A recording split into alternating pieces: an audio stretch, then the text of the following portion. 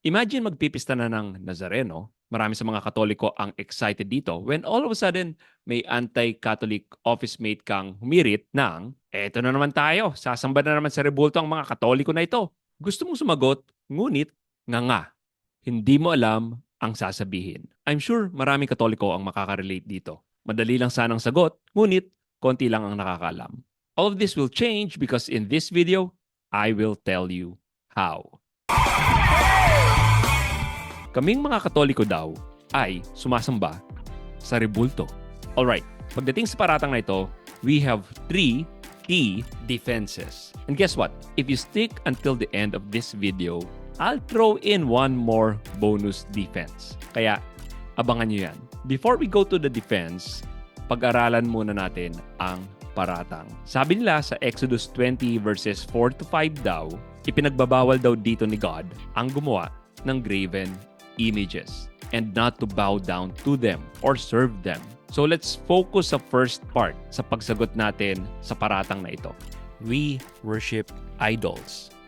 Daw. Dahil meron daw kaming mga estatwa sa aming simbahan. Ang sagot dyan ay, no, that's not true.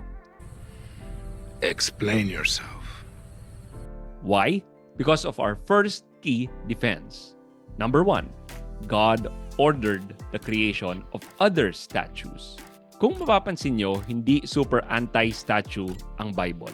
Ever heard of the Ark of the Covenant? Si God mismo ang nag-utos sa mga Israelites na mag-carve ng angels para dito. So tinatawag ba nating idolater ang Panginoon? Si God mismo ang nagpa-commission nito. And in fact, marami pang ibang examples. Isa dito is when God approved David's plan for the temple na may 2 estatwa ng mga anghel. Si Moses naman ay pinagawa ng Diyos ng bronze serpent para magamot ang lahat ng titingin dito. And from there, ito ang naging simbolo ng medicine ever since. At ang totoo niyan, napagalitan lang naman ang mga Jews nung sinimulan nilang sambahin ang bronze serpent na ito. Which leads us to key defense number 2. Bowing down does not always mean worship. Let's define the word worship, shall we? Because you might be surprised. Words actually have definitions. And worship means giving something divine honor or adoration. It's giving His worship, acknowledging that He is God. Okay, that makes sense. And this might blow your mind kapag sinabi ko sa inyo to. Kaming mga Katoliko, we actually know what's God and what's wood.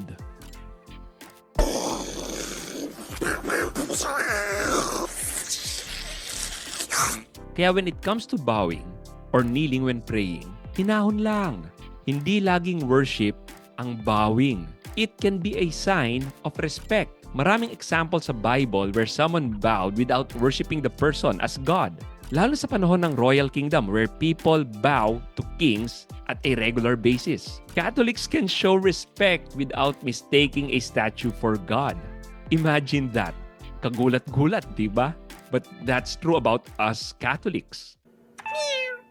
I'm learning. And by the way, if you're getting value from this video, please hit that subscribe button right there. Not far away from it is the like button and sa kabila nito ay ang notification bell. Hit those 3 buttons para maka-jackpot.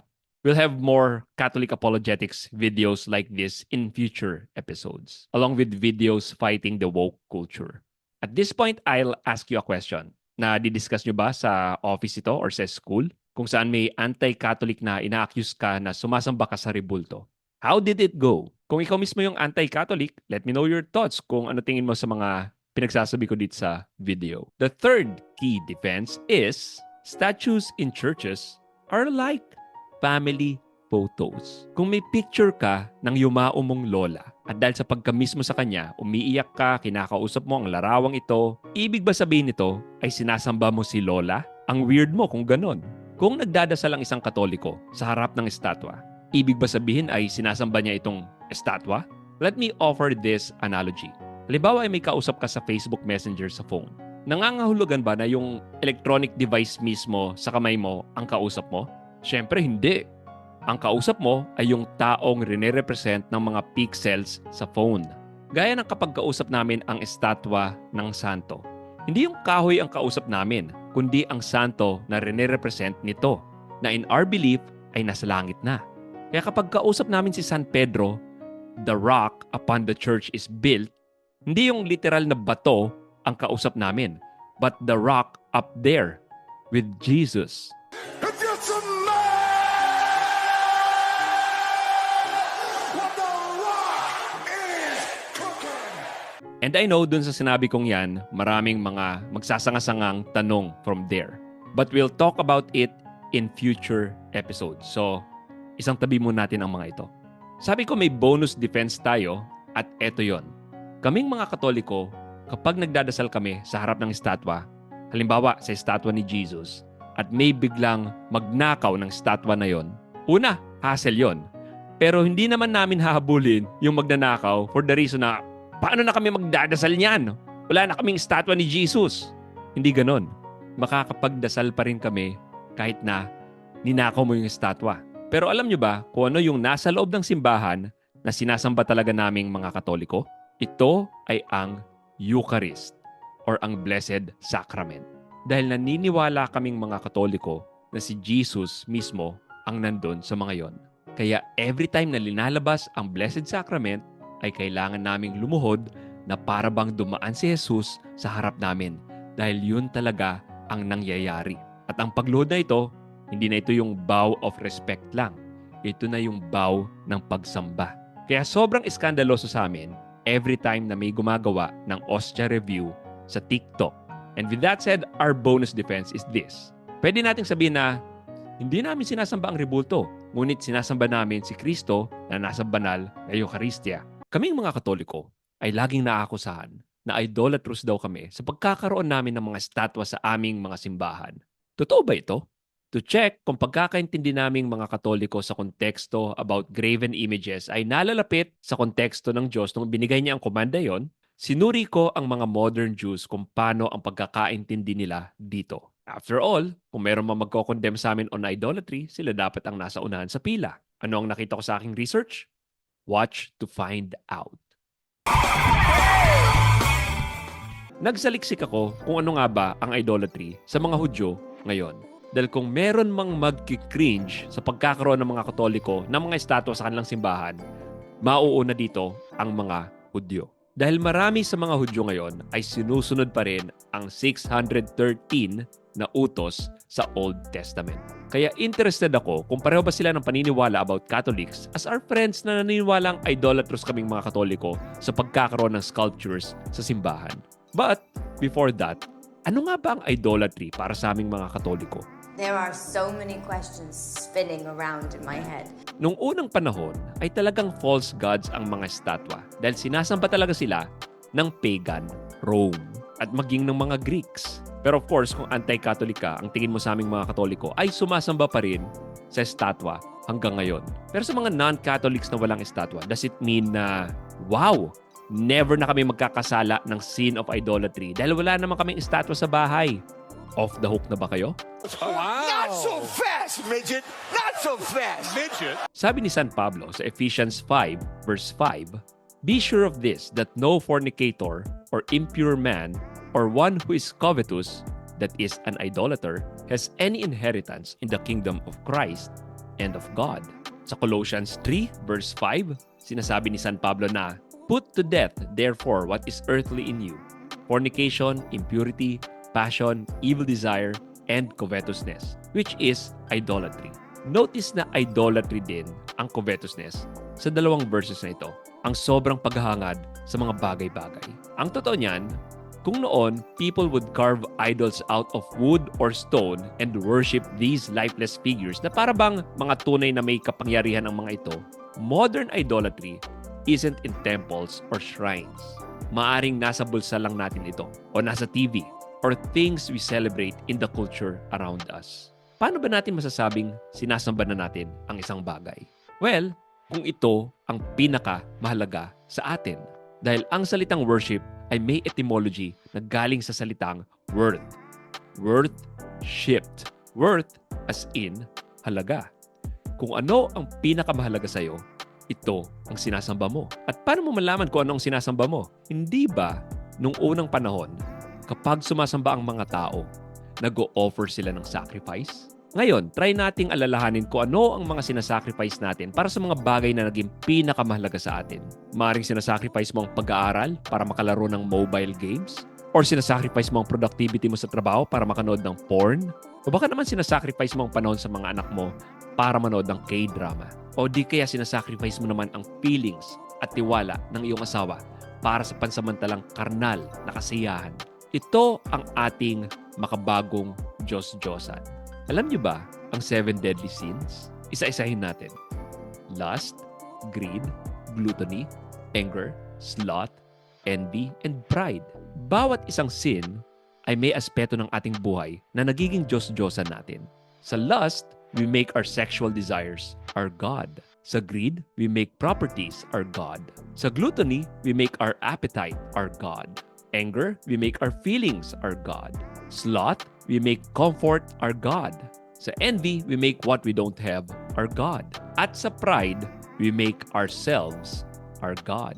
There's a danger in this culture kung tingin natin off the hook na tayo sa idolatry commandment just because wala kang estatwa ng mga santo. Katoliko ka man o hindi. Baka ang idol mo pala ay pera, kapangyarihan, status symbol, celebrities, ideology, o mga material na bagay na kinaobsesan natin ng higit sa Diyos.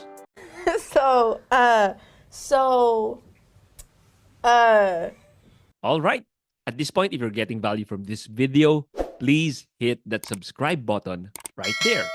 Like nyo na rin and hit that notification bell para marami pa kayong mapanood na videos na kagaya nito. Okay, so kanina, we teased sa simula kung ano nga ba ang tingin ng Jews sa Katoliko. Sang-ayon ba sila sa binigay kong definition ng idolatry? Sa aking pananaliksik ay nadala ako sa website na www.myjewishlearning.com at ito ang sabi nila. Many Jewish thinkers, both ancient and modern, regarded the worship of Jesus as divine as a clear case of idolatry, while others employed the notion of shituf, the proposition that it's not forbidden for non-Jews to worship the one God in a way that deviates from unvarnished monotheism, to allow a more liberal attitude toward Christianity. Sabi dito, initially, ang pag-worship kay Jesus ay idolatry para sa kanila. Natural, dahil for them, hindi Diyos si Kristo. However, some employed yung tinatawag na shituf, kung saan inaalaw nila ang non-Jews, like Christians, their own way to worship the one God. This is a more liberal approach ng mga Jews on the subject. Moving on, Eastern religions, with their pantheons of various gods and liberal use of divine images, are more straightforward instances of idolatry. Sabi nila, Eastern religions daw are straightforward instances of idolatry. Well, obvious naman ito, gaya ni Ganesh, Vishnu, at iba pang mga Diyos ng mga Hindus. Even so, in contemporary times, it's rare to hear Jewish leaders inveigh against other faith traditions, either Western or Eastern, as idolatrous, to the extent that idolatry is much discussed anymore at all. It is largely modern forms of worship that draw condemnation under the idolatry rubric. Worship of state, money, power, and the like. So, lumalabas na pareho ito dun sa diniscuss ko kanina. Na, sa mga Jews ngayon, just like us, Catholics, they are more worried sa talagang nagiging false gods ng mga tao ngayon, which is money, power, etc. Here's a popular Jew by the name of Dennis Prager. At pakinggan natin what he thinks of the no other gods commandment. The commandment then goes on to prohibit both making idols and worshiping idols. Most people, when they think of this commandment, understandably think that it only prohibits the worship of idols and the worship of gods, such as the ancient pagan gods of rain, of fertility, all the other nature gods, and chief gods such as the Roman Jupiter and the Greek Zeus. However, there is a major problem with this understanding of the commandment. Since no one today worships these gods, let alone worships idols made of stone, most people think that this commandment is irrelevant to modern life. The irony, however, is that this commandment is not only relevant to modern life, it is in many ways the mother of all the other commandments. Why is it so relevant today? Because today we have as many false gods as the ancients did. And why is it the mother of all the other commandments? Because if we identify false gods and avoid worshiping them, we will eliminate one of the greatest barriers to a good world, false gods. Kung papakinggan natin ang sinabi ni Dennis, halos same yan sa pagkakaintindi naming mga Katoliko sa idolatry. Ang totoo niyan ay kung estatwa lang ang pinagbabawal ng Diyos, bukod sa bawal pala ang whole craft of sculpting, halos irrelevant pala ang utos na have no other gods before me ngayon. Dahil sa vast majority of people na hindi Katoliko ay wala namang estatwa ng santo sa kanilang bahay. Iyon ay kung totoo ang claim ng mga kapatid nating anti-Catholics. Also, ayon sa aking research, ang Hebrew term na ginamit sa graven image ay pesel. Ang salitang pesel noong biblical times ay may very specific meaning, which is sinasambang rebulto. Hindi lang basta estatwa, kundi sinasambang estatwa. In fact, aminado ang ilang Jews na in modern times lang tinanggal ang idol worshiping context ng salitang pesel at ginamit ito as an umbrella term for statues or sculptures. Pero clear sa mga Jews noon ang specific meaning ng salitang pesel sa commandments ng Diyos. And to prove my point further, kung magsa-search ka sa YouTube ng isang well-known Catholic debater at isang well-known evangelical scholar, halos wala kang makikitang nagde-debate pa rin hanggang ngayon ng subject na Catholics worship statues. Because at this point, alam naman na ng mga serious evangelical thinkers na strawman against Catholics ang accusation na sumasamba kami sa rebulto. Mostly ang mga debates na masa-search nyo ay tungkol sa sola scriptura, once saved, always saved, mga Marian dogmas, at kung ano-ano pa. Kolektor ka ng mga religious icons ng mga santo. Marami ka nito sa iyong bahay. Meron ka pa ng mga cute na chibi statues ng mga saints. Then all of a sudden, nung nag-invite ka ng mga office mates na mag-hangout sa bahay, may isang may anti-Catholic leanings, humirit siya ng, bakit nyo pala sinasamba ang mga santo kung labag ito sa Bible? Madali lang sana ang sagot, kaso hindi nyo pa napapanood ang episode na ito. Kaya ano pang hinihintay nyo? Panoorin nyo na. Kamusta? I'm Jeroga, host of this channel. I talk about Catholic apologetics and the culture, especially in my book, Conservative Ka Ba? A 3-Step Approach to Protecting the Filipino Family from Woke Ideology. Available at St. Paul's Bookstore and Shopee. Ah, yes, the classic Catholic worship saints myth. It's right up there with Bigfoot, the Loch Ness Monster, and professional wrestling being real. But to be the man, you gotta beat the man! Kaya let's dive into this, shall we? Spoiler alert, Catholics don't worship saints. Kaya, yun na. Video over, you're welcome. Okay, fine. I'll elaborate for the sake of education and the internet. Here are 3 simple reasons why we pray to saints and we don't worship them. If you watch until the end of the video, I'll give you a bonus reason, kaya stick around for that. Sabi nila, guilty daw tayo sa pagsamba sa mga santo dahil yumuyuko at nagdadasal daw tayo sa mga ito na para bang Diyos-Diyosan. I mean, kung may kausap kang ibang nilalang maliban sa Panginoon, hindi ba ito worship? Ngunit hindi ba para lang itong yung sinabi mo sa kapitbahay mo na pakisama naman sa dasal mo ang anak kong may sakit? Does it mean na sinasamba mo ang iyong kapitbahay? Ang salitang pray simply means petition in Old English, as in, I pray thee, O kind sir, have mercy on my family. Filthy little mudblood. Sorry, hindi ako magaling mag-English accent. Kaya, let's go straight to reason number 1.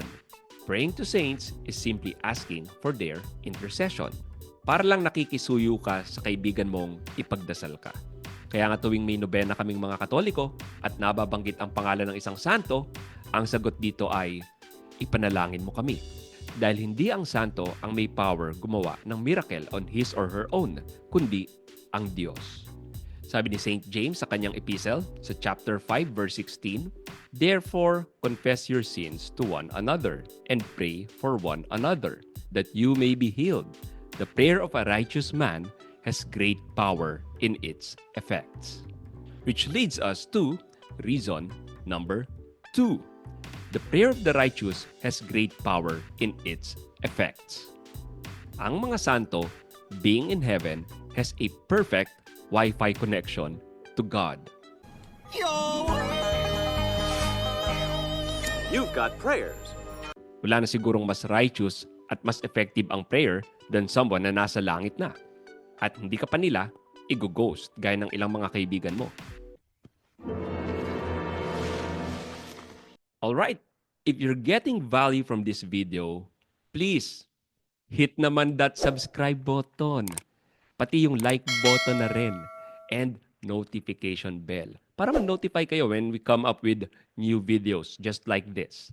Let me ask you, if you're a Catholic, who's your patron saint? Write it down sa comment section down below. Okay, let's go to reason number 3. Worship is for God alone. Period. Catholics call that latria or supreme worship. Saints, on the other hand, get dulia, which is honor and respect. Ano ang difference dito? Well, kung napanood nyo ang video natin about idolatry, sabi ko doon, kung sino ang sinasamba mo, doon ka nagsasacrifice. Kay God lang kami nag-offer ng once and for all sacrifice ng kanyang anak in Holy Mass. Hindi mo maririnig ang isang pari na inaalay niya ang sacrifice na ito sa isang santo. Also, si Mary, she gets a special category. Hyperdulia. Hindi hyperlatria. Bakit siya may special category? Well, she's the mother of God. Siguro naman kung nanay mo yun, bibigyan mo siya ng extra credit for raising God incarnate. Here's an extra defense. Asking saints to pray for us is biblical. Nadinig niyo na ba yung cloud of witnesses in Hebrews 12 verse 1? Sila yon. Imaginein mong pinapanood nila tayo cheering for us dito sa lupa and not demanding us to worship them. Gaya ng sinabi natin in an episode before, statues of saints or religious icons are reminders. Like family photos. Hindi mo naman hinahalikan siguro ang picture ng lola mo, then ina-assume mo na buhay siya talaga sa picture frame na yon. Tama ba? Because if you do, you've got bigger problems than this video can solve. I'm special! And if after you gave these explanations at pinagpipilitan pa rin ng kaibigan mo na sumasamba tayo sa mga santo, I think maganda ay padalhan mo siya ng statwa ni Saint Jude Thaddeus, ang patron saint of lost causes.